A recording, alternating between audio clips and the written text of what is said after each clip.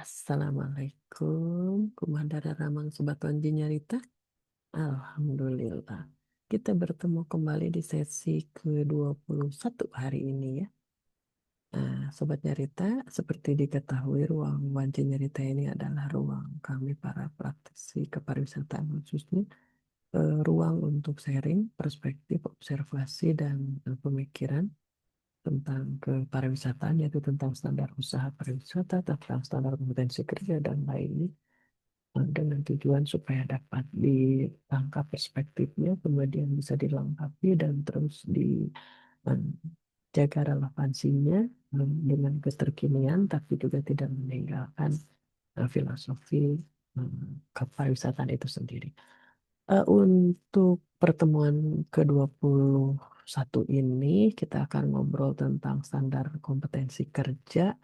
Sobat Nyarita ya, standar kompetensi saya berarti untuk SDM-nya ya, itu adalah di standar kompetensi kerja angkutan transportasi pariwisata. Jadi sebagaimana diketahui bahwa pariwisata itu kan multiplier effect ya, di dalamnya ada otomatis ada akomodasi dan juga ada transportasi. Nah, di transportasi itu ada pengemudinya gitu. Yaitu jadi pengemudi pariwisata. Dan untuk sekarang juga ini standar kompetensi kerja nasional Indonesia ini sudah ada nih angkutan transportasi pariwisatanya dan juga sekarang sudah hampir berapa tahun ini dilakukan sertifikasi kompetensi pengemudi angkutan transportasi pariwisata. Jadi Sobat Nyarita kita mulai dari kompetensi itu sendiri ya. Kita ngobrol standar kompetensi kerja kan di dalamnya ada kompetensi ya. Dan kompetensi itu pembentuknya ada 3 unsur ya Sobat Nyarita yaitu skill, knowledge, dan attitude. Jadi kalau kompetensi itu mudahnya adalah berarti skill, knowledge, attitude yang dimiliki oleh seseorang dalam mengerjakan satu pekerjaan sesuai dengan standar yang ditentukan. Kata kuncinya ada orang kompeten itu adalah yang mampu melakukan standar sesuai dengan standarnya dan tahu standar gitu ya dari 3 rangka yaitu skill, knowledge, attitude. Kemudian dalam kompetensi itu ada 5 dimensi Sobat Nyarita.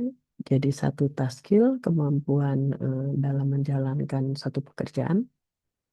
Kemudian yang kedua task management skill, kemampuan atau keterampilan dalam melakukan beberapa pekerjaan dalam satu periode waktu. Kemudian ketiga contingency management skill, kemampuan mengambil tindakan untuk menangani problem atau problem solving. Kemudian yang keempat, job role environmental skill, kemampuan keterampilan bekerja sama serta memelihara kenyamanan lingkungan kerja dan taat SOP. Ya, di job role ini adalah eh, eh, mentaati SOP-nya perusahaan. Kemudian transfer skill, kemampuan keterampilan untuk beradaptasi dengan lingkungan yang berbeda. Itu dimensinya yang harus dimiliki ya, ada 3 unsur kompetensi dan dimensi kompetensi. Nah, kompetensi kerja yang ada di Indonesia ini ada 3 jenis Sobat Nyarita, yaitu ada SKKNI, SKK khusus, dan SKK internasional. SKK internasional atau standar kompetensi kerja internasional ini adalah standar kompetensi kerja yang dikembangkan dan ditetapkan oleh perusahaan multinasional dan digunakan secara internasional. Kalau standar kompetensi kerja khusus ini dikembangkan dan digunakan oleh perusahaan untuk tujuan internal perusahaan atau grupnya gitu. Grupnya saja ini berlakunya di internal dan grupnya saja perusahaan tertentu. Nah, yang bersifat publik yang bisa dipakai oleh semua kita di Indonesia ini adalah standar kompetensi kerja nasional Indonesia, yaitu rumusan kemampuan kerja yang mencakup skill, knowledge, attitude dalam melaksanakan satu pekerjaan sesuai dengan job desk dan posisinya sesuai dengan standar yang ditentukannya gitu. Jadi kita fokus sekarang di SKKNI ya Sobat Nyarita. SKKNI ini Sobat Nyarita di dalamnya ada pemetaan kompetensinya dari SKKNI tersebut. Lalu ada unit kompetensinya. Jadi SKKNI itu ada yang satu SKKNI itu ada yang ratusan UK gitu ya, ada yang puluhan, tapi ada juga yang hanya 19 gitu ya. Coba kita lihat ini pengemudi pariwisata ada berapa unit kompetensi nanti gitu ya. Dan dalam satu unit kompetensi itu di dalamnya ada 7 komposisi ini. Satu mulai dari kode unit, kemudian judul unit kompetensinya, lalu deskripsinya, lalu elemen kompetensinya, kemudian kriteria unjuk kerjanya, lalu batasan variabel dan panduan penilaian. Jadi 7 komposisi ini. Jadi Sobat Cerita kalau baca UK itu, kalau mendalami, memahami satu unit kompetensi itu harus dari awal ke akhir ya, dari kode sampai ke panduan penilaian. Karena banyak terjadi hanya baca judul EK sama KUK aja gitu ya. Jadi nanti ada miss di situ dan tidak utuh gitu. Maksud dari UK tersebut apa gitu. Padahal sudah hasil rumusan perumusnya dari berbagai stakeholder. Ini contohnya Sobat Nyarita nih, unit kompetensi itu seperti ini yang tadi 7 komposisi itu dari kode, kemudian judul, deskripsi, EK, KUK, batasan variabel, sama panduan penilaian. Nah, di ujung di panduan penilaian itu ada namanya aspek kritis Sobat Nyarita. Jadi tolong sekali kalau lihat UK ini adalah lihat perhatikan aspek kritisnya. Itu adalah indikator ketercapaian maksud dari output si UK ini, unit kompetensi yang terkait tersebut gitu. Jadi supaya nanti bisa diolah lebih tepat gitu. Nah, unit kompetensi ini hasil rumusan dari seluruh stakeholder, dari asosiasi, industri, praktisi, ya, akademisi, sampai ke difasilitasi oleh kementerian atau dinas terkait. Ya, dalam hal ini Kemenaker. Itu untuk penggunaan SKKN ini di industri itu dipakai untuk SOP, kemudian bisa menceklis job desk juga. Lalu di pendidikan dan pelatihan digunakan untuk pelatihan berbasis kompetensi untuk basis menyusun kurikulumnya. Lalu di LSP, Lembaga Sertifikasi Profesi, adalah untuk menyusun asesmen berbasis kompetensi gitu. Jadi kalau SKKNI itu judul unek UK-nya, kalau di industri itu jadi judul SOP, deskripsi itu ruang lingkup SOP-nya, elemen kompetensi itu jadi langkah kerjanya Sobat Nyarita. Lalu KUK itu jadi instruksi kerjanya. Lalu batasan variabel itu spesifikasinya, kemudian panduan penilaian adalah quality and assurance-nya. Jadi sangat diharapkan Sobat Nyarita mengoptimalkan SKKN ini untuk menyusun SOP di perusahaan-perusahaan organisasi Sobat Nyarita sekecil apapun gitu. Jadi ambil aja dari SKKNI itu minimum standarnya, lalu eh, kembangkan aja sesuai dengan kebutuhan organisasi Bapak Ibu atau Sobat Nyarita.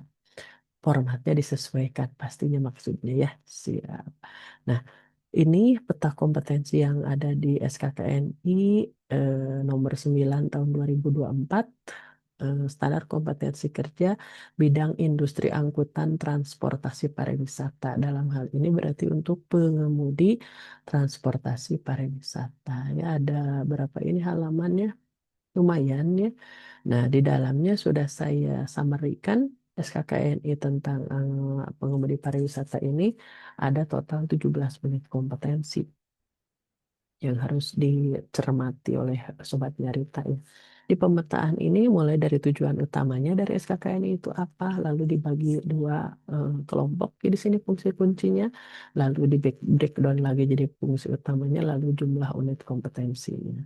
Jadi tujuan dari SKKNI pengemudi angkutan pariwisata ini adalah menyediakan layanan angkutan transportasi pariwisata yang aman, nyaman, informatif, dan mampu memberikan pengalaman wisata yang menyenangkan dan menggembirakan.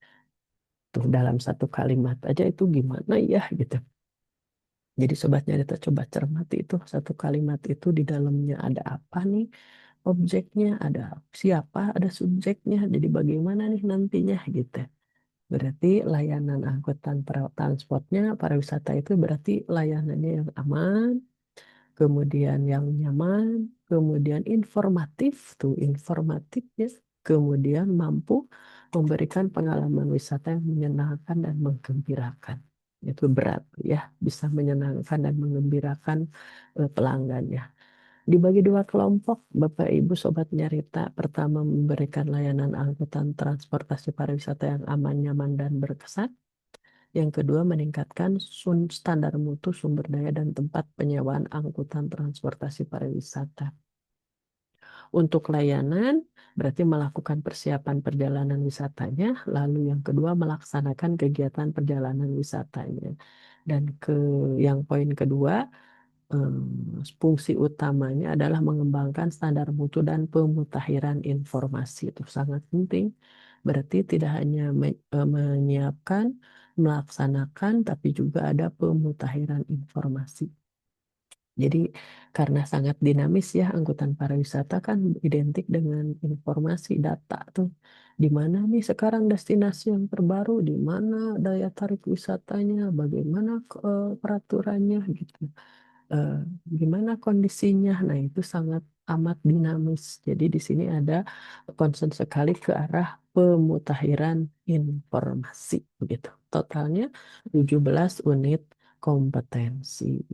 Demikian Sobat Nyarita, standar kompetensi kerja sesi ini di bidang angkutan transportasi pariwisata. Semoga dapat menjadi checklist untuk Sobat Nyarita dalam melihat, memapping, memetakan pada kompetensi dirinya, kompetensi timnya, SDM-nya, karyawannya, dan juga untuk kepentingan industri, kepentingan pelatihan dan pendidikan, kemudian nanti untuk asesmennya.